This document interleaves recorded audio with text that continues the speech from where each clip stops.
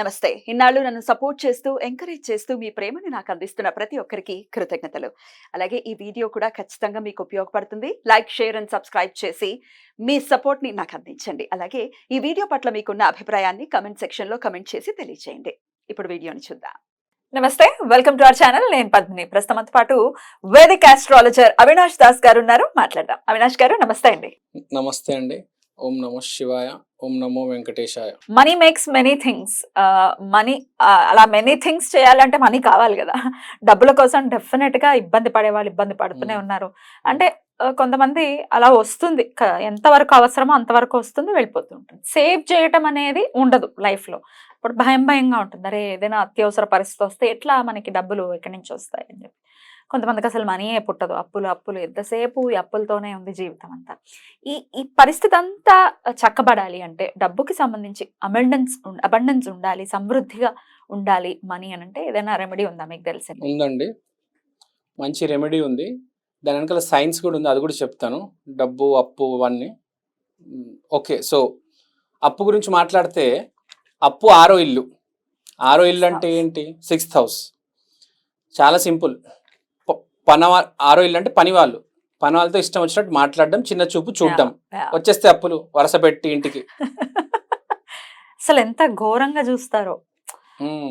Food పెట్టే విషయం కొంతమంది చాలా ప్రేమగా ఉంటారు, అటు ఇటు కూడా ఉంటారు, అలా ఇలా కూడా ఉంటారు. ఒక మనిషి బట్టలు సరిగ్గా వేసుకోలేదంటే వాడిని చిన్న చూపు చూడడము. మన చూపు, మన ఆలోచనలోనే జడ్జ్మెంటల్ గా ఆరో ఇల్లు అక్కడే చచ్చిపోతుంది, అప్పులు వచ్చేస్తే వరుస పెట్టి. ఇంకా ఆరో ఇల్లు డైలీ యాక్టివిటీస్ మీద గౌరవం లేకపోతే మనకు, పొద్దున్న లేవాలి, స్నానం చేయాలి, జిమ్ చేయాలి, ఆరోగ్యం మెయింటైన్ చేయాలి, ఇష్టం వచ్చినట్టు తినకూడదు, ఎక్సర్సైజ్ చేయాలి. 6 hours అంటే చాలా ఇంపార్టెంట్. ఇవి లేకపోతే కూడా అప్పులు వచ్చి పడతాయి ఇంట్లో. తర్వాత 6th house అంటే పాస్ట్ లైఫ్ కర్మ. ఇది కూడా ఉంటుంది.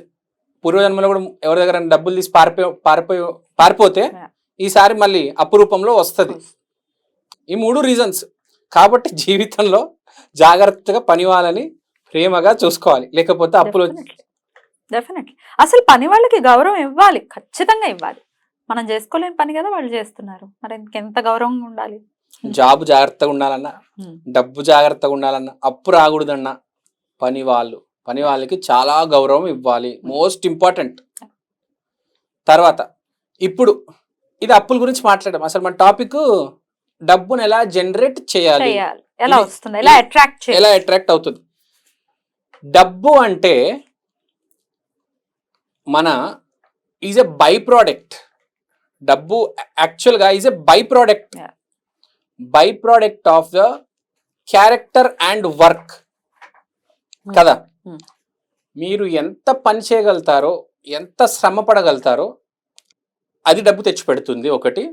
రెండోది, మీ మాట, మీ బిహేవియర్ ఎంత బాగుంటుందో అంత డబ్బు వస్తుంది. ఫర్ ఎగ్జాంపుల్ మీకు చెప్తాను. ఒక ఆయన ఉన్నాడు, పొద్దున్న నుంచి రాత్రి దాకా, సాయంత్రం దాకా రాళ్ళు కొట్టాడు కష్టం మీద, ఎంతో డబ్బు వస్తుంది, 1000 రూపాయలు.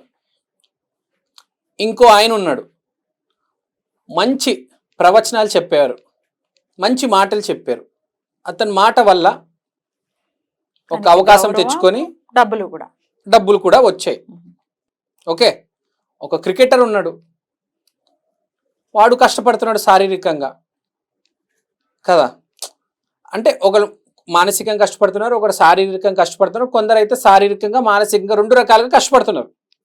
కానీ ఇక్కడ మోస్ట్ ఇంపార్టెంట్ ఏంటంటే, డబ్బు అంటే మనం క్యారెక్టర్, ఈ కష్టము ఆలోచన 2 కలిపితే వచ్చేది క్యారెక్టర్ అంటారు బేసిక్గా. మన ఇంగ్లీష్లో ఒక సామెత ఉంది, if money is lost nothing is lost, if health is lost something is lost, if character is lost everything is lost. ఎందుకన్నారంటే, డబ్బు పోయిందనుకోండి రేపు మళ్ళీ వస్తుంది, ఇవాళ పోతే ఏముందంటే రేపు మళ్ళీ సంపాదించుకుంటామంటారు. హెల్త్ పోయింది అనుకోండి కొంచెం కష్టం, సంపాదించుకోవచ్చు, జాగ్రత్తగా మనం డీల్ చేసుకోవచ్చు, ఏవో టాబ్లెట్లు వేసుకొని ఎక్సర్సైజులు చేసుకొని ఏవో తెచ్చుకోవచ్చు హెల్త్. Character is last. రావణాసుడు లాగా క్యారెక్టర్ పోయింది అనుకోండి, చివరికి ఏమవుతుంది గతి మనకు అందరికీ తెలిసిందే. సో ఇక్కడ మోస్ట్ ఇంపార్టెంట్ ఏంటంటే, క్యారెక్టర్. సో ఫస్ట్ ఈ రెమెడీ చేసే ముందు మీ క్యారెక్టర్ మీరు క్లీన్ చేసుకోండి. క్యారెక్టర్ క్లీన్ చేసుకోవడానికి first and most important step ఏంటంటే పాజిటివ్గా మాట్లాడడం. ఇది అలవాటు చేసుకోవాలి. నెగిటివ్గా అస్సలు మాట్లాడకూడదు. ప్రతి మనిషికి రెస్పెక్ట్ ఇవ్వాలి. అంటే ఎక్కడో గురువు ఉంది బ్యాక్గ్రౌండ్లో రన్ అవుతుంది. నెగిటివ్గా అస్సలు మాట్లాడొద్దు. ఎవరి మీద సెటైర్ లేవద్దు. ఎవరి మీద పెద్ద వాయిస్తో అరిచి మాట్లాడొద్దు. సాఫ్ట్గా మాట్లాడండి, పొలైట్గా మాట్లాడండి. ఒకటి గుర్తుపెట్టుకోండి, ఎంత నెట్టుకొని వచ్చినా చేతులు కట్టుకొనే ఉండాలి. ఎంత పెద్ద హీరో అయినా, చిరంజీవి గారిని చూస్తున్నాం కదా, ఎంత నెట్టుకొచ్చారు. ఇవాళ కూడా చేతులు కట్టుకొని ఉంటున్నారు. కానీ మన వాళ్ళు ఏంటి, పావులా సంపాదించిన గాల్లే గురుతారండి. నేను వెళ్తున్నాను, నా టైం వచ్చేసింది, ఏయ్ ఒక రేంజ్ లో ఉంటారు. సో గుర్తుపెట్టుకోవాలి, ఎప్పుడైనా చేతులు కట్టుకొని ఉండాలి. ఎవరైనా కానీ ఒదిగి ఉండాలి. సో ఇది ఇంపార్టెంట్. సో ఇవన్నీ చేసిన తర్వాత రెమెడీ చేయండి. మన రెమెడీ ఏంటంటే మనకు కావాల్సింది ఏంటి, డబ్బులు. ఇక ఇది డబ్బు, కానీ ఒరిజినల్ గా ఇది ఏంటి, మర్క్యూరీ, బుధుడు. పేపర్ ఇస్ బుధుడా, కరెన్సీ ఇస్ బుధుడు. So now paper is also బుధుడు. ఓకే, కరెన్సీ ఇస్ బుధుడు. ఇది పేపర్, ఇది స్పెషల్ పేపర్. డబ్బు ఎక్కడ పెట్టాలంటే మనీ అండ్ ఆపర్చునిటీస్ ఎక్కడ ఉంటది, నార్త్ డైరెక్షన్ లో పెట్టాలి. నార్త్ డైరెక్షన్ ఏముంది, మర్క్యూరీ. సో మనం మెర్క్యూరీ పెట్టాలి. కానీ ఏం పెట్టాలి, ఒక్క నోటుకు మాత్రం దయచేసి పెట్టకండి అండి. 100 రూపాయలు పెడితే 100 రూపాయలే వస్తాయి. ఎలా పెట్టాలి, ఏం పెట్టాలి చెప్తున్నాను. 100 రూపాయలు బండల్ పెట్టాలి. 100 నోట్స్, మినిమం 100 నోట్స్ లేకపోతే 50 నోట్స్ పెట్టాలి. 100 రూపీస్ బండల్ అంటే 10,000 రూపీస్. 10,000 రూపీస్ బండల్ పెట్టాలి. ఇప్పుడు 500 బండల్ పెట్టొచ్చు, 100 రూపీస్ బండల్ పెట్టొచ్చు. ఆ బండల్ కూడా ఎలా పెట్టాలి, ఆ మెర్క్యూరీకి కొంచెం వీనస్ సపోర్ట్ ఉండాలి. ఇలా స్ప్రే చేయాలి. పర్ఫ్యూమ్ తో స్ప్రే చేయాలి. ఏదో మంచి పర్ఫ్యూమ్ తో స్ప్రే చేయండి. సో స్ప్రే చేస్తే ఇప్పుడు ఏమైంది, మర్క్యూరీకి వీనస్ వచ్చింది. సో నౌ కరెన్సీకి గ్రో అయ్యే పవర్ వచ్చింది.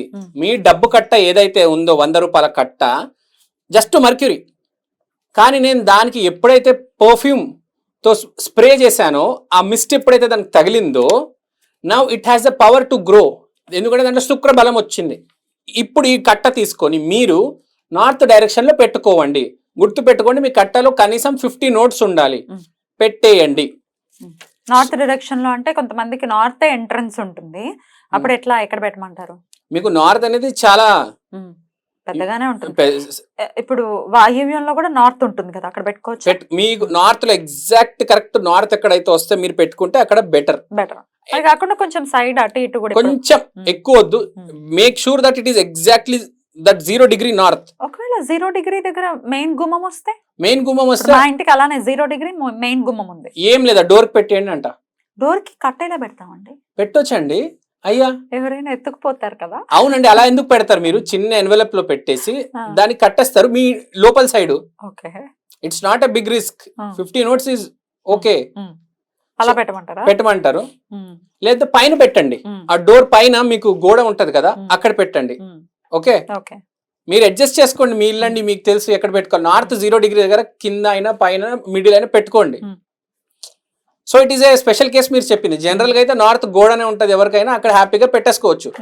నేను ఓపెన్ గా పెట్టమని ఏం చెప్పట్లేదు. మీరు ఒక ఎన్వెలప్ లో పెట్టేయండి, లేకపోతే ఒక బాక్స్ లో పెట్టేయండి. సో ఇది ఏ రోజు పెట్టమంటారు? The best day is Wednesday, ఎందుకంటే బుధుడు కాబట్టి.